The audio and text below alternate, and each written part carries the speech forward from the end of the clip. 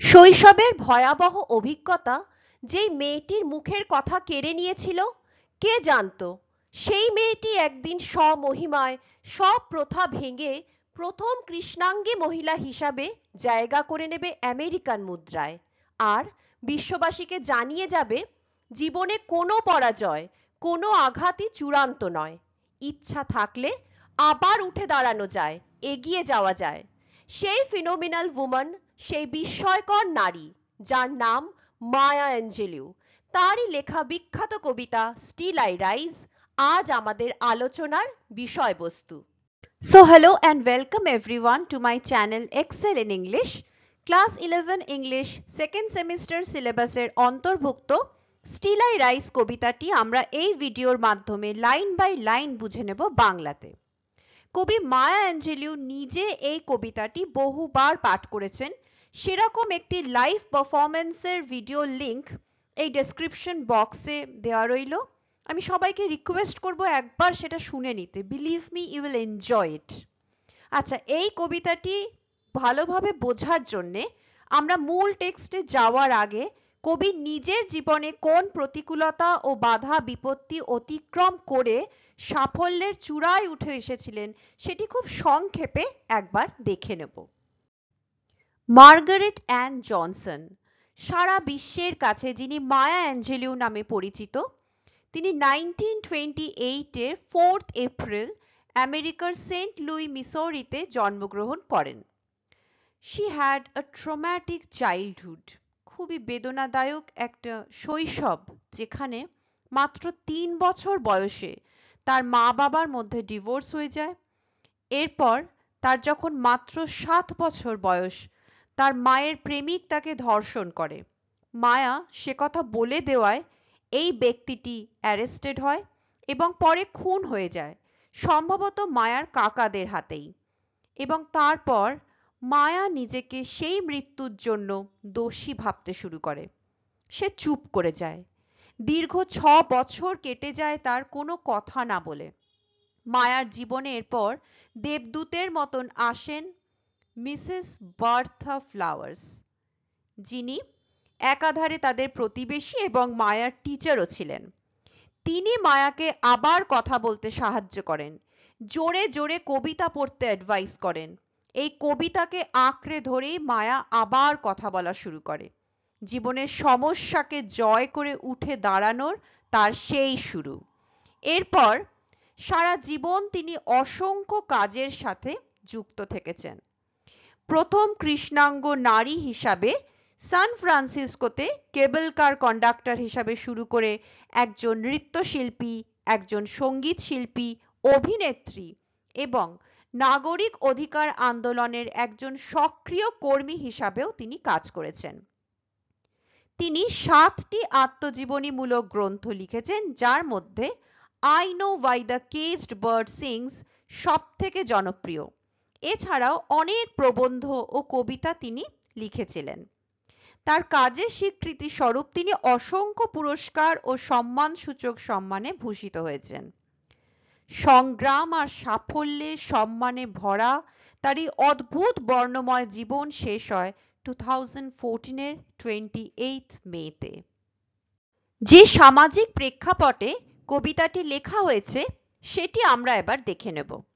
Still I rise কবিতাটি প্রকাশিত হয়েছিল 1978 মায়া অ্যাঞ্জেলিউর লেখা একটি কবিতা সংকলনে, যার নাম অ্যান্ড স্টিল আই রাইজ। এবার দেখো, স্লেভারি বা দাস প্রথা সম্পর্কে ধারণা আমাদের সবারই আছে। আফ্রিকা থেকে কৃষ্ণাঙ্গ অর্থাৎ যাদের গায়ের রং কালো সেই মানুষদের এনে কৃতদাস হিসাবে বিক্রি করা হতো। তাদের জোর করে কাজ করতে বাধ্য করা হতো। সেই সব মানুষদের কোনো স্বাধীনতা ছিল না। শ্বেতাঙ্গ অর্থাৎ যাদের গায়ের রং সাদা, সেই প্রভুরা এই কৃষ্ণাঙ্গদের উপর অকথ্য অত্যাচার করত। সেই অসহায় অত্যাচারিত মানুষগুলো এই শোষণ নিপীড়ন সহ্য করত নির্বিচারে আর স্বপ্ন দেখত মুক্তির। আমেরিকায় সরকারিভাবে স্লেভারি বা দাস প্রথা 1865 নিষিদ্ধ হয়ে গেলেও আমেরিকান সমাজে রেসিজম, রেসিয়াল ডিসক্রিমিনেশন অর্থাৎ বর্ণবাদ, বর্ণ বৈষম্য পুরো দস্তুর বর্তমান ছিল। মায়া অ্যাঞ্জেলিউ কবি নিজে দেখেছিলেন যে আমেরিকান শ্বেতবর্ণের মানুষেরা আফ্রিকান বংশোদ্ভূত কৃষ্ণাঙ্গদের উপর কিভাবে শারীরিক ও মানসিক অত্যাচার ও নিপীড়ন চালাতো। অ্যাঞ্জেলিউ এই সময় নাগরিক ও মানবাধিকার আন্দোলনে যুক্ত হন এবং আফ্রিকাতেও তিনি এই সময় ভ্রমণ করেন। এর ফলে একদিকে তিনি যেমন কালো মানুষদের উপর হওয়া নানান অন্যায়, অত্যাচার, অবিচার দেখতে পান, অন্যদিকে এই মানুষদের অদম্য মনোবলে অন্যায়ের বিরুদ্ধে একত্রিত হতেও তিনি দেখতে পান। 60 এবং 70-এর দশকে মায়া অ্যাঞ্জেলিউ মার্টিন লুথার কিং জুনিয়র এবং ম্যালকম এক্সের মতন নাগরিক ও মানবাধিকার আন্দোলনের এই সমস্ত মোস্ট ইন্সপায়ারিং নেতাদের সাথে দেখা করেছিলেন ও কাজও করেছিলেন। তার নিজের জীবনে বর্ণ বৈষম্য এবং যৌন নির্যাতনের ব্যক্তিগত অভিজ্ঞতাও এই কবিতায় একটি বড় প্রভাব ফেলেছে।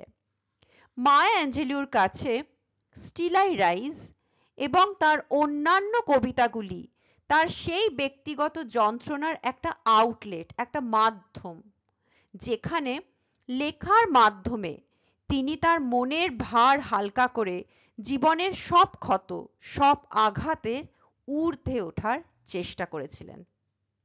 চলে আসি মূল টেক্সটে। ফার্স্ট স্ট্যান্জাতে কবি কি বলছেন দেখো, you may write me down in history. প্রথমেই বলি, ইউ বলতে এখানে হোয়াইট পিপলদের বোঝাচ্ছে, সেই সাদা চামড়ার শ্বেতাঙ্গ মানুষেরা যারা বছরের পর বছর ধরে কৃষ্ণাঙ্গ মানুষদের উপর অর্থাৎ আফ্রিকার সেই কালো চামড়ার ক্রীতদাসদের উপর অত্যাচার, নিপীড়ন চালিয়েছে।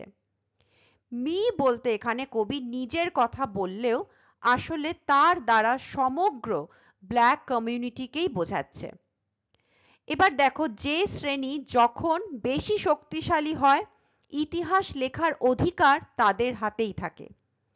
এখানে কবি বলছেন যে ইতিহাসের পাতায় তুমি আমাকে নিয়ে ডাউন প্লে করতেই পারো, শক্তির খাতিরে তোমার কাছে যেহেতু শক্তি আছে, সেই স্পর্ধায় সেই অধিকার তোমার আছে, তুমি আমার ব্যাপারে খারাপ, অসত্য লিখতেই পারো।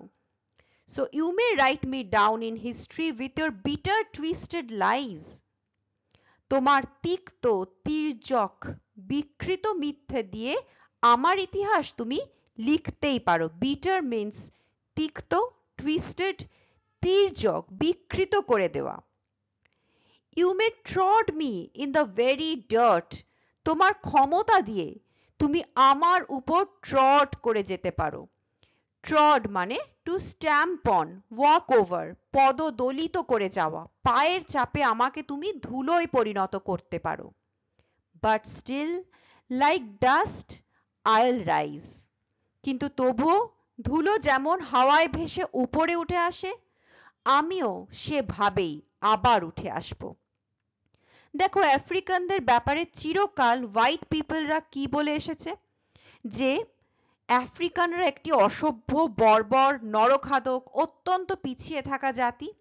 ইতিহাসের পাতায় তাদের বিকৃত করেই চিরকাল প্রেজেন্ট করা হয়েছে এবং সেই আফ্রিকানদের সাথে ব্যবহারও অত্যন্ত তাচ্ছিল্য সহকারে করা হয়েছে, সব সময় তাদেরকে দমিয়ে রাখা হয়েছে। কিন্তু সেই অপ্রেশন থেকেও তারা উঠে দাঁড়িয়েছে। এই ডাস্ট শব্দটির এখানে আসলে একটি বিবলিক্যাল অ্যালিউশনও আছে, একটি বাইবেলের প্রসঙ্গ আমরা এখানে পাই। বাইবেলে বলা হচ্ছে যে ঈশ্বর ডাস্ট অর্থাৎ এই ধুলো থেকেই মানুষের সৃষ্টি করেছেন এবং এই ধুলো মাটিতেই মানুষ মৃত্যুর পরে আবার মিশে যাবে। তাই স্পিকার বা কবি এখানে এই ডাস্ট ওয়ার্ডটিকে রেফার করে তার নিপীড়ককে, তার অপ্রেসারকে যেন বলতে চাইছেন, যেন মনে করিয়ে দিচ্ছেন যে ঈশ্বরের সৃষ্টি এই দুনিয়ায় তারা দুজনেই ইকুয়াল, দুজনেই সমান, তাই পায়ের নিচে তাকে দমিয়ে রাখা যাবে না, সে আবার উঠে আসবে। So in this first stanza the poet celebrates her indomitable spirit, তার অদম্য মনোভাবের উল্লেখ আমরা এই প্রথম স্তবকে পাচ্ছি। Does my sassiness upset you? এই যে এত অপমান আর অপ্রেশন নিপীড়নের পরও আমি কনফিডেন্স বোল্ডনেসের সাথে আবার মাথা তুলে দাঁড়ানোর স্পর্ধা দেখাচ্ছি, সেই স্যাসিনেস যার অর্থ নির্লজ্জ রকমের ঔদ্ধত্য, বেহায়াপনা। সেই স্যাসিনেস কি তোমাকে আপসেট করছে? তোমায় মানসিকভাবে বিহ্বল করে তুলছি আমি আমার আচরণের দ্বারা? বস্তুত আফ্রিকান আমেরিকান মহিলাদের প্রায়শই এই স্যাসি ওয়ার্ডটি বলে বর্ণনা করা হয় এবং সেটা অবশ্যই একটা নেতিবাচক অপমানজনক অর্থে। Why are you beset with gloom? কেন এমন বিষণ্ণতায় ডুবে আছো তুমি? কেন আমার এই প্রবল আত্মবিশ্বাস আর নিঃসংকোচ ভাব দেখে তুমি দুঃখ পাচ্ছ? এই প্রশ্নের উত্তর পরের লাইনে কবি নিজেই দিচ্ছেন। Cause I walk like I have got oil wells pumping in my living room. Cause হলো because এর শর্ট ফর্ম। তিনি বলছেন কারণ আমি এমন ভাবে হাঁটি যেন আমার বাড়ির লিভিং রুমে অয়েল ওয়েলস অর্থাৎ তেলের কূপ বসানো আছে, যা থেকে ক্রমাগত তেল পাম্প হয়ে চলেছে, তেল বের হয়ে চলেছে। এই কথাগুলো অবশ্যই একটা সার্কাস্টিক টোনে বলা হচ্ছে, তা বোঝাই যাচ্ছে। এবার দেখো আমেরিকাতে অয়েল ব্যারনস, তেল ব্যবসায়ী যারা হয় তারা প্রচুর বড়লোক হয়। এখানে স্পিকার বলছেন যে তিনি এমন অহংকার ও আত্মবিশ্বাসের সাথে হাঁটেন যা দেখে মনে হয় যে তিনি যেন প্রচুর ধন সম্পত্তির মালিক। যে পরিমাণ অর্থ একজন অয়েল মার্চেন্টের কাছে থাকলে সে এরকম উদ্ধত ও অহংকারী হয়। So, oil wells are a symbol of immense wealth. বিপুল সম্পদের প্রতীক হচ্ছে এই অয়েল ওয়েলস। আর এখানে স্পিকারের আসল সম্পদ কি? তার সেলফ কনফিডেন্স, আত্মবিশ্বাস, তারই হার না মানা মনোভাব, যাকে স্যাসিনেস বলা হচ্ছে। So, in the second stanza, the poet is celebrating her self-worth and confidence. Just like moons and like suns, নিজেকে এবার তিনি চন্দ্র সূর্যের সাথে তুলনা করে বলছেন, যেমন ভাবে চন্দ্র সূর্য প্রতিদিন আকাশে ওঠে, প্রকৃতির এই চিরন্তন সত্যি যেমন কখনোই পরিবর্তন হওয়ার নয়, with the certainty of tide, certainty means নিশ্চয়তা, যেমন ভাবে সমুদ্রে নিশ্চিত প্রতিদিন জোয়ার আসে, এবং বিজ্ঞানে আমরা জানতে পারি যে চন্দ্র সূর্য এই মুন অ্যান্ড সানের উপস্থিতির জন্যই এই জোয়ার আসা সার্টেন হয়, নিশ্চিত হয়। Just like hope springing high, যেমন ভাবে মানুষের জীবনে আশা সর্বদা ঊর্ধ্বমুখী, যেমন লাফ দিয়ে এই আশা উপরে ওঠে, স্টিল আই উইল রাইজ, তেমন ভাবেই হাজার প্রতিকূলতা সমস্যা থাকলেও আমি আবার উঠে আসব। She is a force of nature. এখানে যেন স্পিকার প্রকৃতির এক শক্তি হিসাবে নিজেকে প্রেজেন্ট করছে, যাকে থামিয়ে রাখা, দমিয়ে রাখা যায় না। তাহলে এই থার্ড স্ট্যান্জাতে আমরা দেখছি যে দৈনন্দিন প্রতিদিনকার নিয়মিত প্রাকৃতিক ঘটনাবলীর মতন তার উঠে আসাও ইনএভিটেবল অ্যান্ড সার্টেন, অনিবার্য ও নিশ্চিত। Did you want to see me broken? তুমি কি আমাকে মানসিকভাবে ভেঙে পড়া অবস্থায় দেখতে চেয়েছিলে? Bowed head and lowered eyes, নত মস্তকে আমার মাথা নিচু হয়ে থাকতো আর চোখ নিচু করে থাকতাম। শোল্ডার্স ফলিং ডাউন লাইক টিয়ার ড্রপস, কাঁধ নুয়ে পড়তো আমার নিচে, যেমন চোখের জল গাল বেয়ে নিচে গড়িয়ে পড়ে। Weakened by my soulful cries, আমার সারা অস্তিত্ব দুর্বল হয়ে পড়তো অন্তর থেকে উঠে আসা গভীর কান্নায়। এখানে ফোর্থ স্ট্যান্জাতে এই যে প্রশ্নগুলো কবি করছেন, এর দ্বারা তিনি খুব স্পষ্টভাবে বুঝিয়ে দিলেন যে তার হোয়াইট অপ্রেসাররা, শ্বেতাঙ্গ মানুষেরা ঠিক এইটাই চায়, ব্ল্যাক কমিউনিটি কৃষ্ণাঙ্গ সম্প্রদায়ের যাবতীয় আত্মবিশ্বাস ভেঙে তাদের দুর্বল, পরাজিত, ব্যথিত অবস্থায় কাঁদতে দেখতে চায়। আর তাদের সেই এক্সপেকটেশন, সেই চাওয়াকে তিনি এখানে ডাইরেক্টলি চ্যালেঞ্জ করছেন। কিভাবে, সেটা আমরা নেক্সট স্ট্যান্সাতে এবার দেখে নেব। Does my haughtiness offend you? আমার হটিনেস অর্থাৎ অ্যারোগেন্স, ঔদ্ধত্য কি তোমাকে অফেন্ড করছে, কুপিত করছে? Don't you take it awful hard. আর এই ব্যাপারটাকে তুমি এতটাও ভয়ানক রকম কঠিন করে দিও না। যেন কবি এখানে বলতে চাইছেন যে আরে অত সিরিয়াসলি নিও না, টেক ইট ইজি। টোনটা এখানেও খুবই সার্কাস্টিক, ব্যঙ্গাত্মক, সেটা বুঝতেই পারছো। Cause I love like I have got gold mines digging in my own backyard.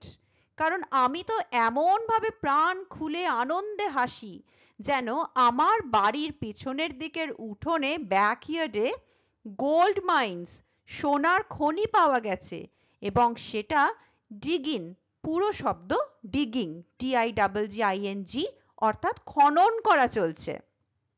এখানে গোল্ড মাইন্স মানে সোনার খনির একজন মালিকের কিরকম অ্যাটিটিউড থাকবে? আনন্দিত, তৃপ্ত, গর্বিত, খুবই হাসি খুশি, তাই তো? ঠিক সেরকম আনন্দের হাসি কবির মুখে দেখেও এই সাদা মানুষেরা অফেন্ডেড, অর্থাৎ ক্ষুব্ধ হচ্ছে, কুপিত হচ্ছে। কারণ তারা তো তাকে বিষণ্ণ অবস্থায় দেখতে চেয়েছিল, কাঁদতে দেখতে চেয়েছিল।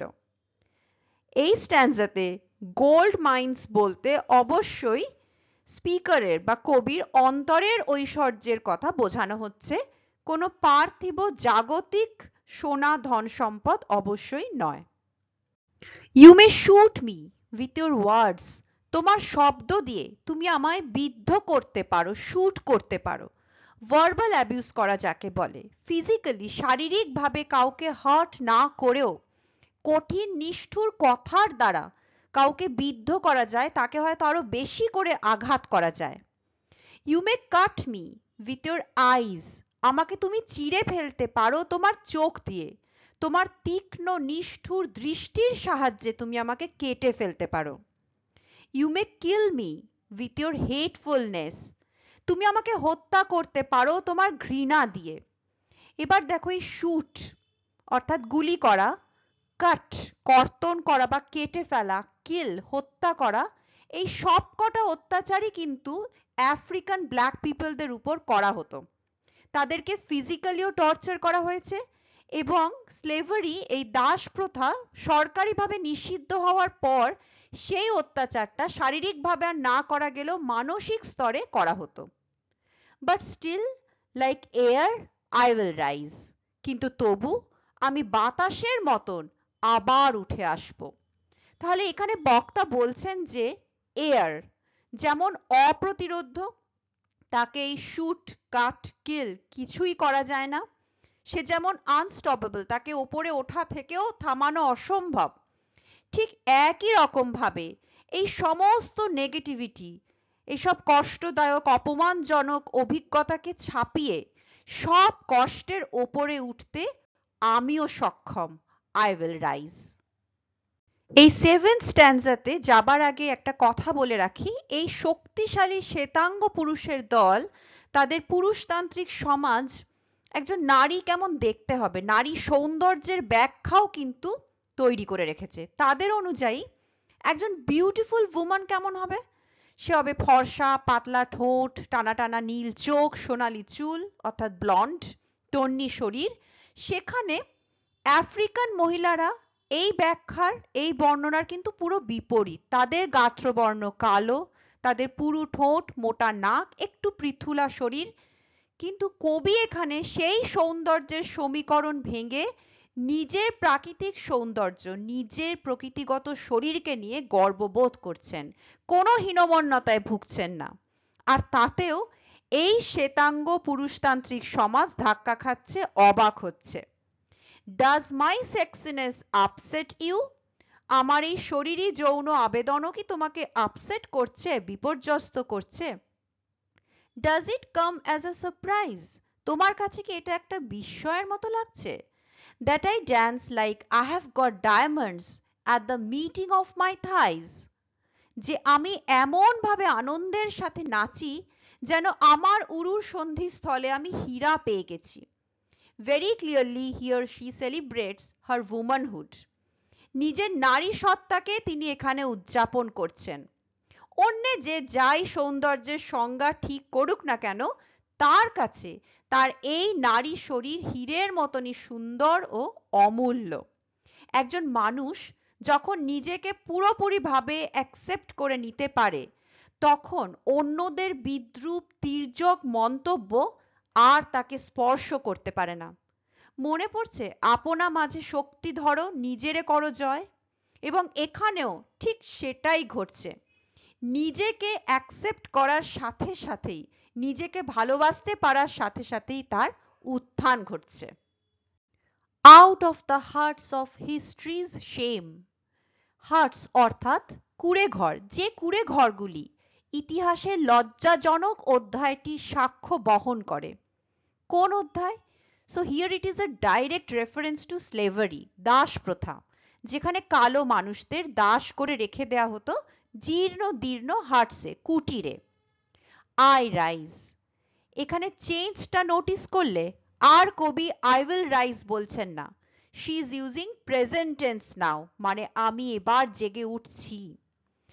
Up from a past that's rooted in pain, I rise, সেই দুঃখের অতীত, যন্ত্রণার গভীরে যার শিকড়, সেই কষ্টের অতীতকে পিছনে ফেলে আমি উঠছি। I am a black ocean, leaping and wide, আমি এক কালো মহাসাগর, উত্তাল আর প্রশস্ত। এখানে নোট করো, she does not anymore compares herself to any natural element, আর কোনো তুলনা নয়। she is now the ocean herself, that is she is one with nature, এখন সেই চিরন্তন শাশ্বত প্রকৃতির তিনি একটা অংশ, যেন প্রকৃতির সাথে এক হয়ে গেছেন।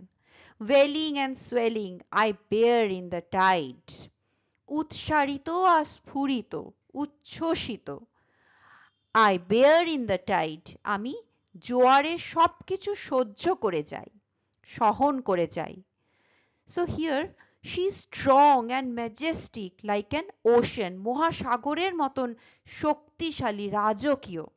সেই যন্ত্রণাময় লজ্জার অতীতকে ফেলে আজ সে এক উচ্ছল, বিশাল, সর্বংসহা মহাসাগর হয়ে উঠতে পেরেছে।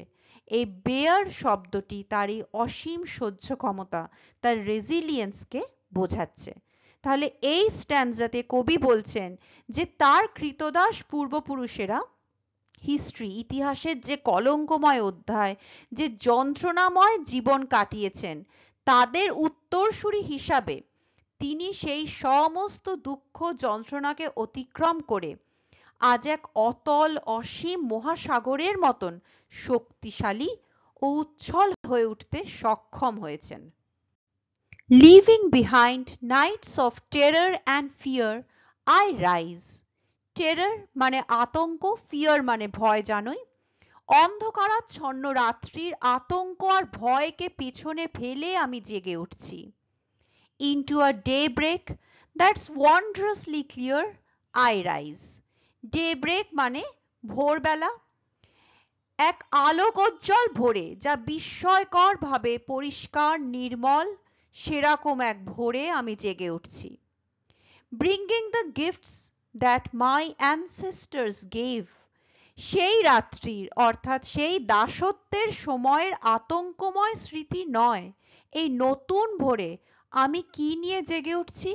The gifts that my ancestors gave.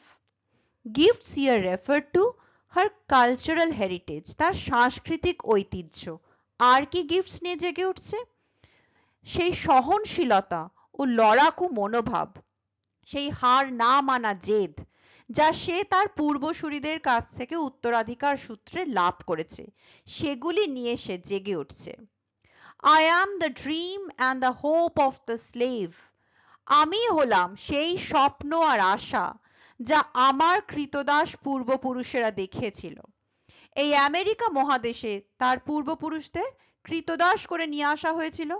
তারা স্বপ্ন দেখেছিল যে একদিন তারা মুক্ত হবে। তারা আশা করেছিল যে একদিন এই দাসত্বের, অপমানের, অত্যাচারের আতঙ্কময় অন্ধকার অধ্যায় শেষ হয়ে একটা মুক্তির নতুন ভোর আসবে।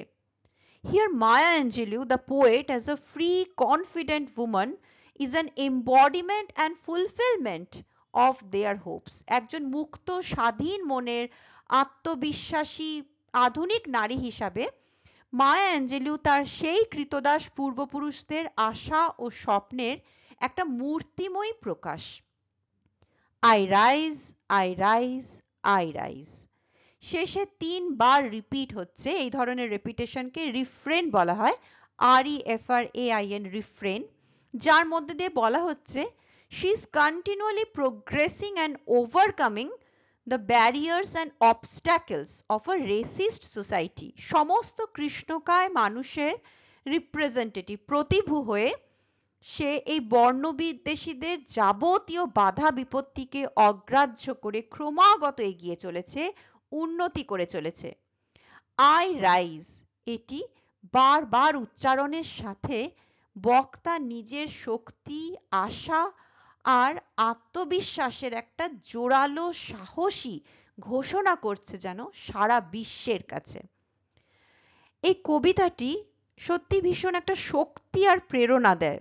শুধুমাত্র ব্ল্যাক কমিউনিটি বা ব্ল্যাক উইমেন বা উইমেন ইন জেনারেলদের কাছেও যে প্রেরণা তা নয়, পৃথিবীর যে কোনো প্রান্তে যখনই কোনো মানুষ অত্যাচার, শোষণ, নিপীড়নের শিকার হয়, স্টিল আই রাইজ এই কবিতাটি তার কাছে, সেই সমস্ত মানুষের কাছে একটা জাদু মন্ত্রের মতন, একটা ইন্সপিরেশনের মতন কাজ করে।